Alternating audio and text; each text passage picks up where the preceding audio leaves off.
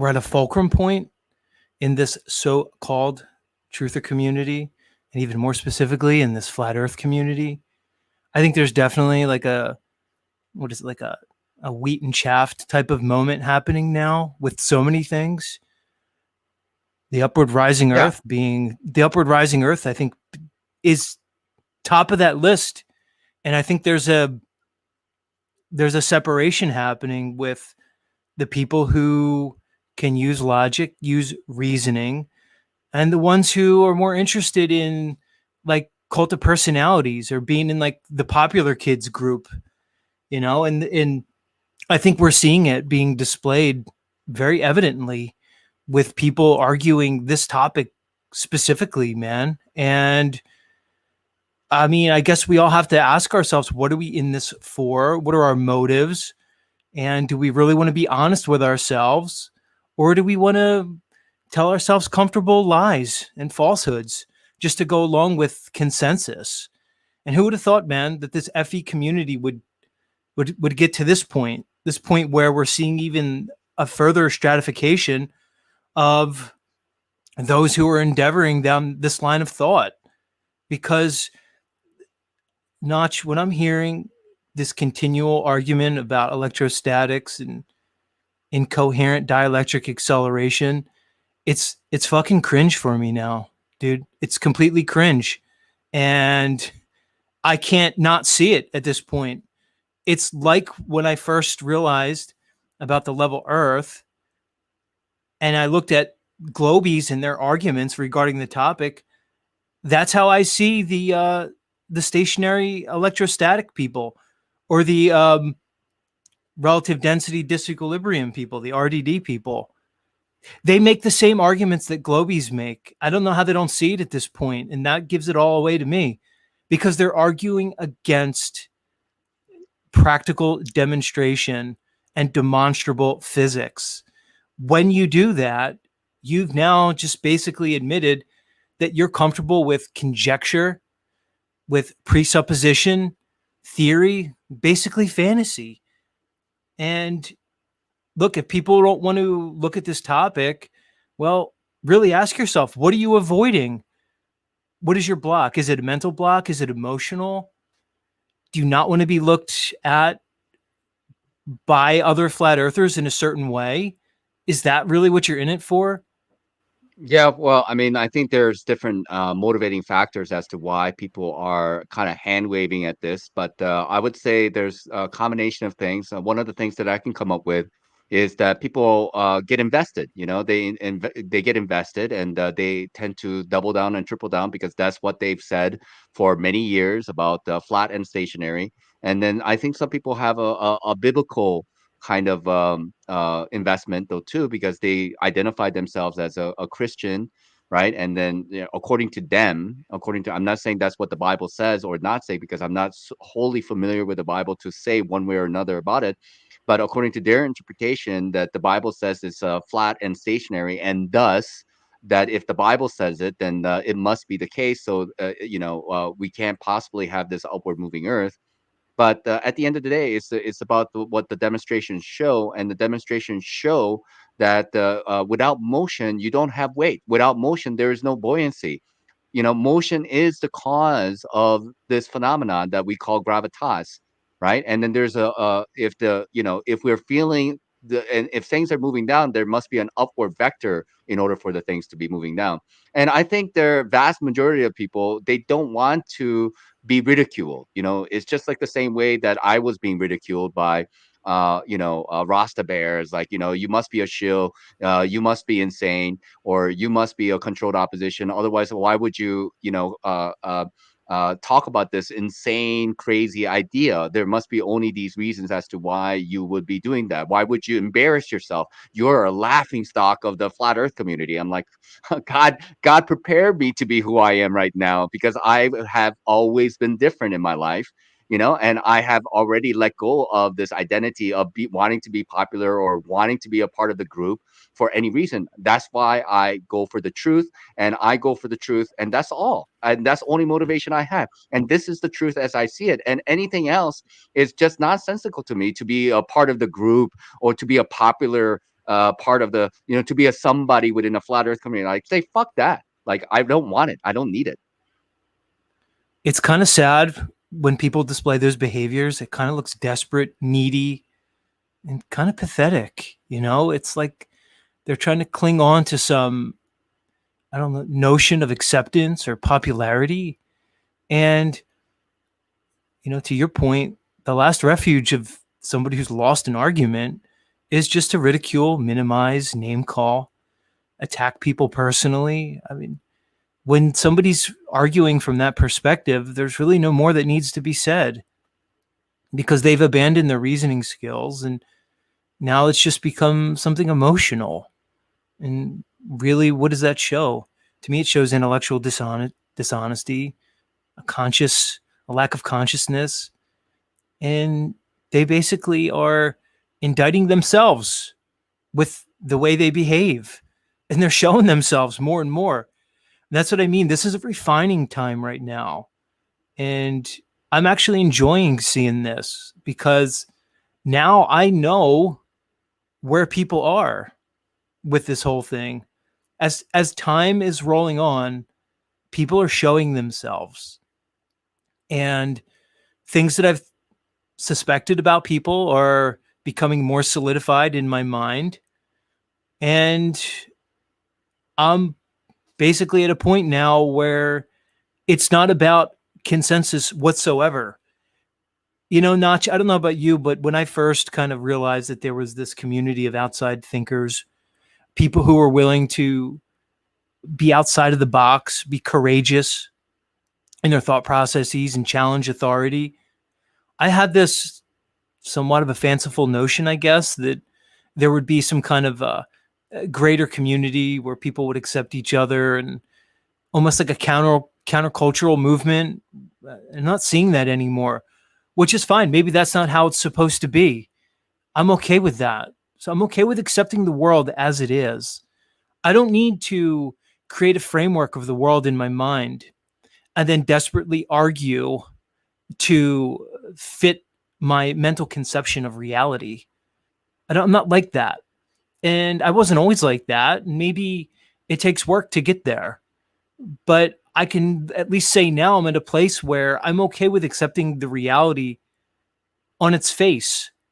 Because I think when you live long enough and you have some degree of discernment, you start to realize people's motives and their behaviors and what underpins those things. And you realize that in this material world, this world where we have to survive, this world of consumption, that we do have an ego that needs to be maintained, even just for survival or survival of our loved ones. And oftentimes, the immediate rewards of this world are in no way related to truthful things. So I realized that truth is not really high on most people's priority list. But there's a problem with that because when you abandon truth, you are also simultaneously abandoning morals, ethics, principles, a value system. And I think this is the slippery slope that we have today. And this is the society that we have today. And I think it's because we have been conditioned with this pseudoscientific mindset, this idea that we've evolved, this idea of this infinite universe with ever expanding galaxies and all this nonsense that we're basically conditioned with from birth. And we're now in this state. It's a state that lacks any conception of God, whatever you think that may be, source or creator. And now we're in a culture that has completely abandoned any value regarding true things versus false things. And that's an argument that I don't know how to make to people. I don't know how to convince somebody why a true thing matters compared to a false thing. So I don't think there can be an argument made to convince somebody of that. So it seems as though the imperative is for us to just present the things that we feel are true things. And then those with a consciousness to receive it will do so. And that's how I'm navigating these waters at this point. And when it comes to the so-called truth community, we're seeing that it's not a ubiquitous idea or concept.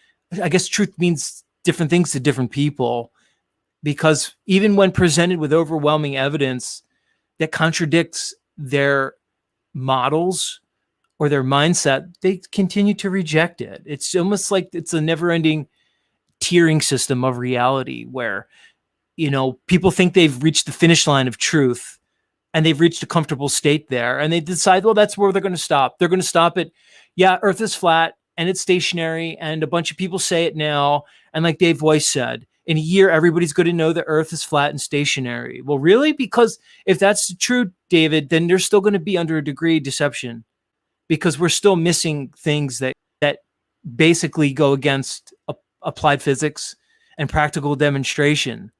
So are we going from what, like the globe Earth mindset to the pizza dome mindset, and then we're all going to be there, and they're going to teach that in school now? So we seem to be in a world of endless deception. Russian nesting dolls, however you want to look at it.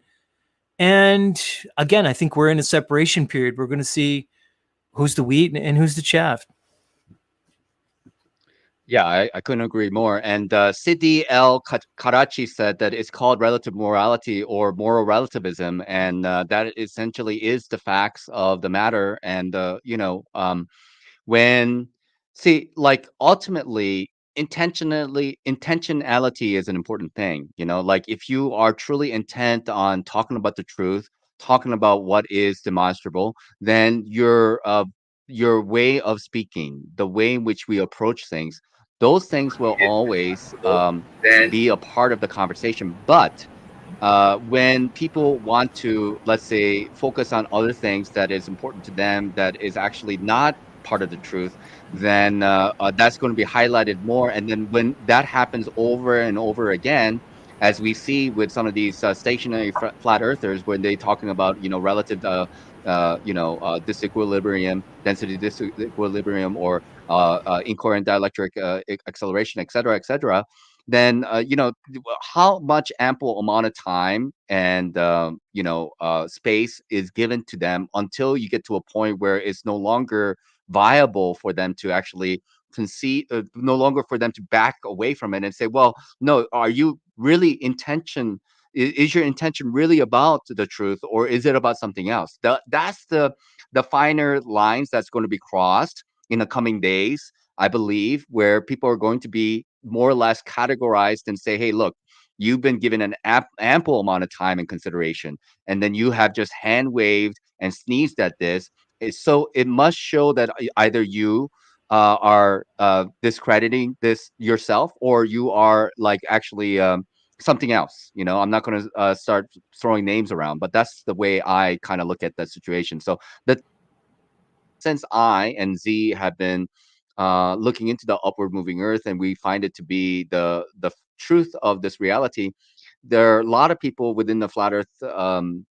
I don't know, like they're called the stationary flat earthers. They don't really buy into it. They talk about other kind of stuff, and so that's going to continue on until whenever the norm becomes, because the norm within the flat Earth cosmology is the fact that it's flat and stationary. That's the norm. So we are the exception to that.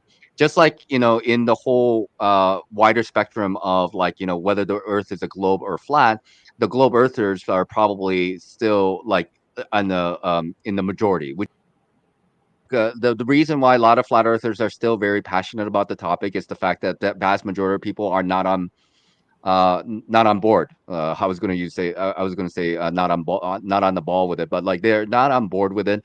And then same with it, same as us. It's that, like, vast majority of the flat and stationary earth, we call ourselves level earthers, because level earth shows orientation, directionality. So we're not stationary flat earthers. We are level earthers. So there is an upward movement of the earth that is demonstrable.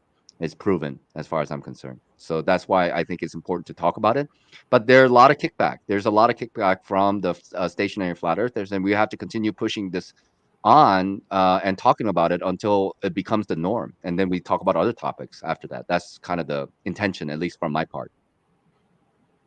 This subject about the level Earth, the upper rising Earth, I've looked into it enough and spoken to enough people about it that it becomes more to the point of fact rather than just theory. And that's my position at the moment, right? But of course, the stationary flat earthers are in the same position that they believe that they've researched it and then they have come to the point of understanding that that is the case from there. But again, the rubber has to meet the road. We're gonna have we're gonna cross paths and we're gonna talk about it, and basically, it's gonna be about demonstrable reality, and demonstrable reality is showing that the way water works and way buoyancy works has to be like the way weight is based on motion.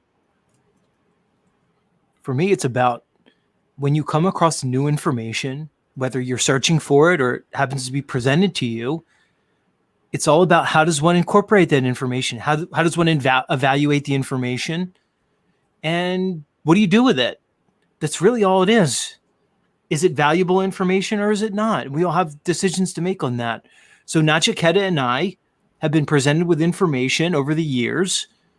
Doesn't seem like he or I have jumped on any bandwagons because it took years to incorporate this information. It's been 3 years since I first heard about this. But I'm to a point now where my mindset has shifted regarding this because I likely had an emotional block. When one realizes they may have been more, let's say, emotionally connected to something, or maybe we're pedestalizing a particular presenters or people. And then once you're able to get through that and the luster kind of goes away, then you're able to just look at the information. And then again, it's whether you incorporate it or not. Look, here's really what it is, okay? Whether it's a globe Earth or a stationary flat Earth, the claim is that there is a downward acceleration. But the reality is that is not evidenced practically when you look at multiple states of matter and how they react to displacement. It's actually much simpler than it sounds from its initial description. What I'm basically saying is the world that we inhabit does not evidence a downward acceleration when things are dropped and placed into so-called free fall. So whether you live on a globe that purports the force of gravity or a flat Earth that purports either relative density disequilibrium or electrostatics, there must be a downward acceleration. This is not evidenced. When you look at things like accelerometers, which is basically multiple states of matter reacting, you find that there is no acceleration towards the Earth. To get into the minutia of it would take time because you have to look at the experiments and you have to understand what you're seeing. But that's the reality of it. So that's the first part. The second part is the inference. The inference is that the force comes from the Earth moving upwards relative to our perception. Okay, that's the inference based off practical demonstration. Why wouldn't we see the sun then dropping below our foot level? You see what I'm saying? The Right, like, why wouldn't we crash into the stars? Who says? Let me ask you, when you think of however you conceptualize this reality, the so-called universe, the cosmos, do you picture it as what they present on TV, like the vastness of space and vacuums and stuff and infinite light years and all that shit? Do you have that in your mind, or do you have a different that's the knee-jerk image. So yes, initially, but if I think about it for more than a second, then that gets scrubbed. Right. But do you have more of like a contained idea of like what the reality is? Closer, contained? I would say closer contained seems most likely to me, but I don't really have a solid working model. Okay. So based on what you just said, your conception of a closer contained reality, well, what's the problem with that closer contained reality moving in what we would consider an upwards vector at a constant speed? Because Okay. this scale is what gets people, but scale is relative. Okay. Like what is the scale of, I don't know, a basketball to like a flea or like a microscopic organism? It's huge. A basketball would be huge to like a fucking amoeba. But to us, it's just a basketball. It's all relative. Scaling is relative. So people think, whoa, well, the whole universe, that's just relative, man. So if we have a contained reality, well, if we're to posit a rising Earth, would it be such a stretch of imagination to posit a rising cosmos? No, that's pretty easy stretch. I'm not sure how this does more. It seems like it just takes the question of what is gravity and kicks it down the road a block. No, that's actually the opposite, because gravity, the theory of gravity kicks it down the block, because then you have people like we heard Brenda earlier talking about the bending and warping of space-time, which are complete abstractions. They cannot be substantiated, and things like gravity being a pseudo force. That's the kicking it down the road.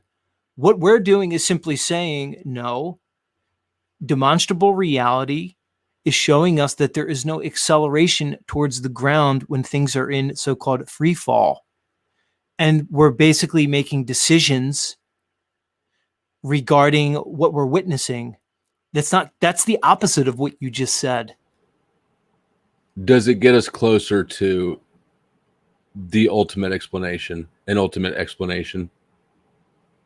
Look, we're just presenting what can be demonstrated, man. I'm just asking and, questions. and then we're giving our interpretation regarding that. Sure.